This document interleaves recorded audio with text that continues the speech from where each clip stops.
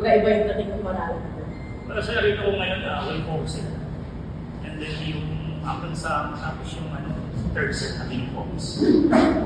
Sometimes may mga players talaga na hindi may iwasan na mag-panic eh. May mga attempts na pag-panic. So, yun lang. Yung kailangan na talaga makakalit. So, yung gusto ko sa makita sa kanila, mag-mature pa. The setters. Right now, after the first half of the season, would you say that yung connection with your setters is already there na kumbaga, mas maging effective for the second round?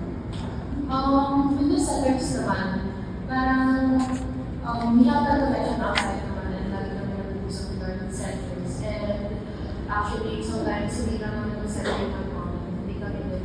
Parang namin i-adjust yung bawat situation.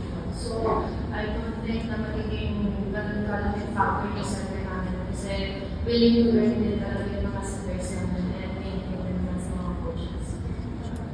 And adding on to what Angela said, we know, we see how much effort our setters put into being able to give us that great set. And yes, it's part of our role as well to support them, give that good follow. But we know that, again, we're on the right path, that our setters, everyone, not just setters, everyone is stepping up into their role.